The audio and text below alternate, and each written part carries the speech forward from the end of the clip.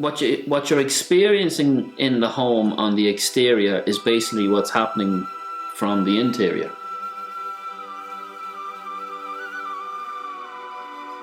When you walk in here and you say like, oh man, I feel so relaxed, or I just feel like it's like I feel safe or protected, or I just feel like I want to just rest.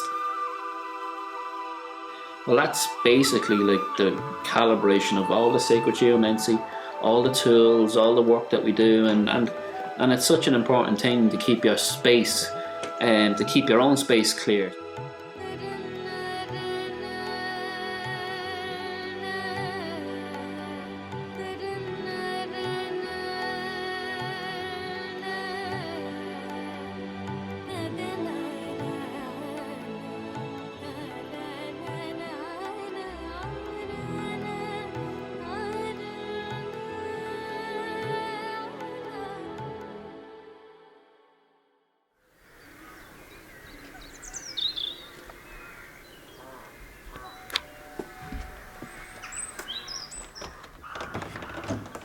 Hey brother, how's it going? Welcome to my home. Come on in, come on. So Robbie, show me some of the stuff here. Let me show you some of the stuff over here, because we've got some really cool stuff here, you know. So here we have a large, here we have a large 7-inch etheric weaver, and you can see as the colours different in this here, but it's absolutely beautiful, and the energy from this is absolutely amazing.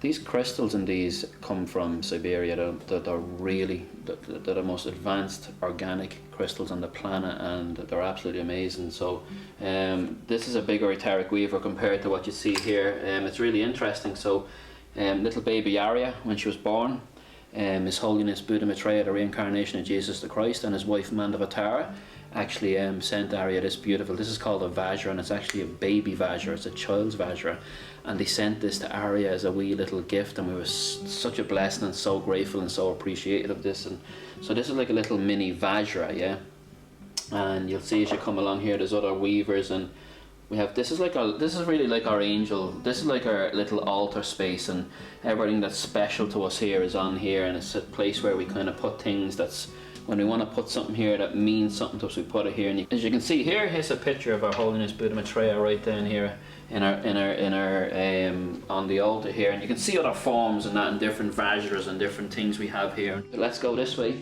and as you come around, you can see here then we have like a pyramid set up, and this is a 51-degree pyramid, and this is like a sacred temple. It's so blessed, and when you get in here and meditate, or some people sleep underneath them, and this is all about, when you hold these tools, you're in transmission, and they radiate light. So when you're holding your whole auric field and your energy field and all of that begins to radiate light. So this is probably one of the, apart from Shambhala and any sacred places where Jesus has been, but this is like creating a sacred temple in your home. And actually, believe it or not, when you get inside of this temple, when you get in here, you are completely safe. It completely surrounds you in this amazing light, like the Holy Spirit, the Father, Son, and the Holy Spirit. And it's so godly. Every one of these is all made by the design of God. Everything, the designer of everything is God, and so it's such a blessing to have them in here. You can see, I'm just going to step in here. You can actually see that we have, this is a head pyramid, yeah, and it has a capstone on it. And we use this head pyramid can come onto your head like this here, and it's a meditation tool, and it really balances out. Like, for me, this is like when I'm here and I'm relaxing, I'm chilling, and I really need to get my mind to focus. It's such an amazing thing, and it's also really good for meditation. So what you can do, what we do then is we can just incorporate something like this little tiny weaver here. I think we're aqua here, and what we can do then is just this. When I start to do this, then I'm in a really sacred, holy space, and really just, I can just like, even you just feel the energy flowing. And for a lot of people who haven't seen this type of technology yet, and this type of blessing that's come onto the planet, this is really, there is nothing on this planet that will transform your life as much as these tools are. So you've got to try this head pyramid out. It's so amazing and so calming. It's really cool because the pyramid serves two purposes. What you can do is There's a little place inside of this pyramid, and what you can do then is you can hang stuff inside of it and place stuff under the pyramid, and then it becomes blessed. But we also use this pyramid, we can put it over our food, sit it on your tummy, you know, and so wherever you feel like you need to put the pyramid, you can. It's amazing. Kind of pan over here and we come around to here. This is where we get really blessed.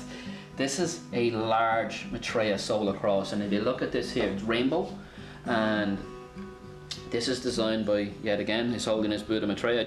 All the tools are super blessed, and they radiate out light in their own way, and they specifically put out light in their own way. Like the pyramid, when the pyramid's set up, it sends this energy into the earth, and it begins to send out healing to everybody. It comes out through the earth, and everybody gets that resonance coming back into their body.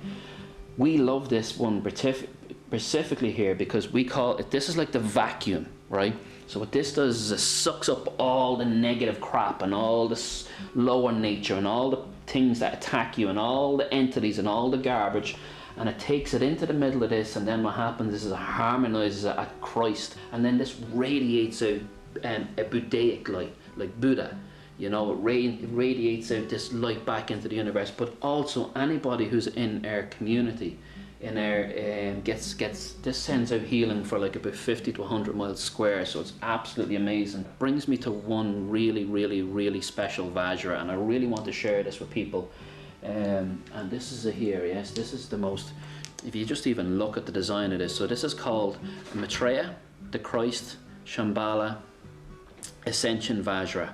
And it's like, so, and it's got the 7 rays of God in it, and this is powerful. Like, it's like for anybody out there who uses crystals and or anything like that, this is not even the next level, it's the only level, and all the tools are, but this specific tool here is, you can even look at the design in it, it's absolutely amazing. It's gold, and it's such an amazing blessing to be able to have this and share, and holding it really, you can really feel it really brightens up everything inside of yourself. So it's all about, and they're made in a monadic way. They come in Shambhala, these are made in the most blessed and sacred way. So I want to share that with everybody because it's such an amazing tool. And these are the things, you know, the angel man they call me, and these are the things that the angel man uses in his daily practice, and I use these daily in my life, all these things, and I've had many different things come to me through time, but these really are life transforming, light and life changing tools.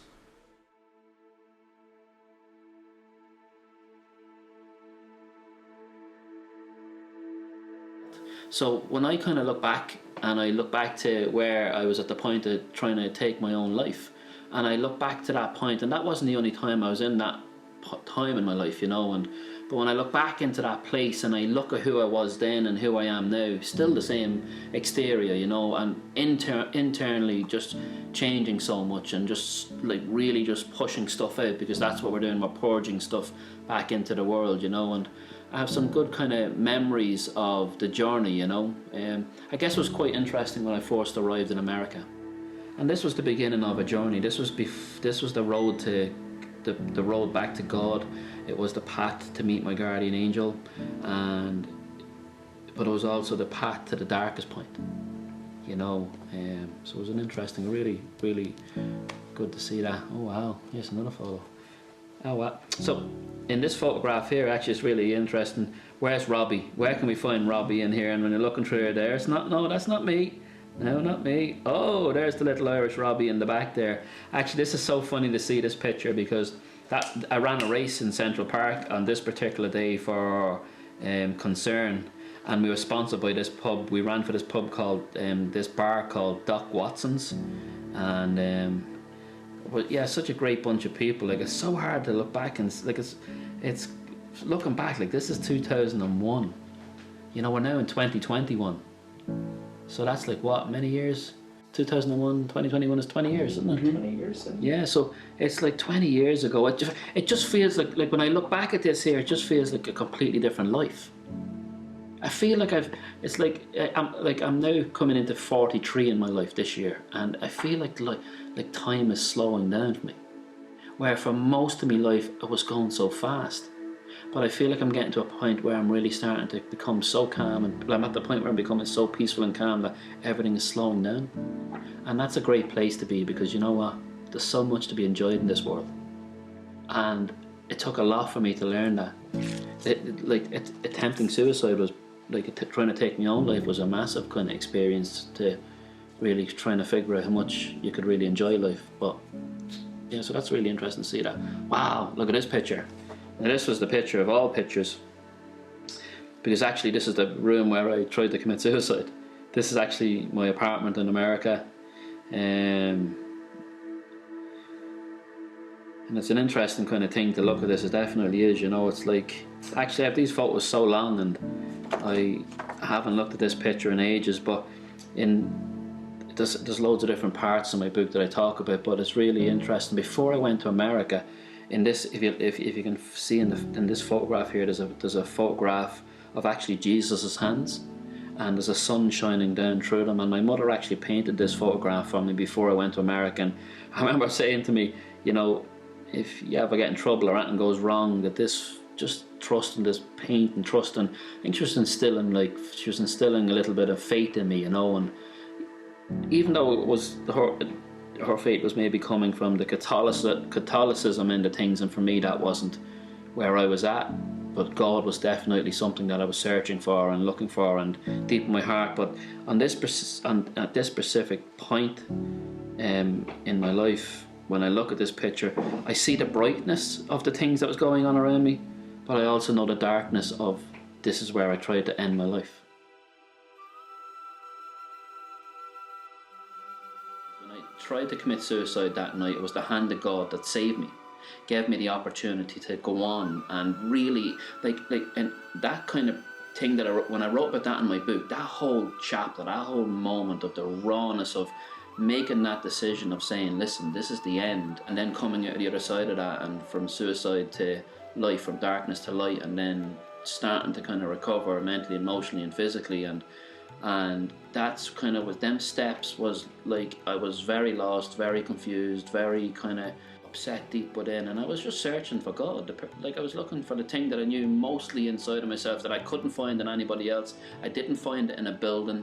Nobody else could instill what was in here. Like, the real, everywhere I went, I only seen diluted versions of what I knew on a soul level. And on a soul level, also, I hadn't kind of got to the point of being reincarnated at this point. I hadn't got to the point of remembering that and getting to where we come back into this world, and it's an endless cycle, and this is heaven on earth. But so the anger for me at that point was, I had nowhere else to vent the frustration of what was really inside, and who else could I lean on but God? I can't, because anybody see that? My lamps are so bad. I think that's like a set of mala beads. I think I had a set of mala beads all that time, like Buddha beads. Like people, I think it's an interesting question when people ask you, what are you? Well, I'm a human, and I'm an angel before that, and God created me. So what other categories do I have to fall under to be here? I want to be kind, I want to care for people, I want to be of service to people, and I want to understand all things and not just one. And that's the whole thing, is that we can get so singular and narrow-minded, and we can get so we become so confined, compressed, and then our whole view gets compressed, and how we have an opinion of certain things. And I think the whole thing about it is removing ourselves from opinion and being able to just move into just a flow of just whatever information comes, that you can take it in, you can research it, look at it, and then just absorb it, let it go and move on. But them photographs are definitely it's really an interesting thing to see. So many memories, but you know what? It's been an amazing journey.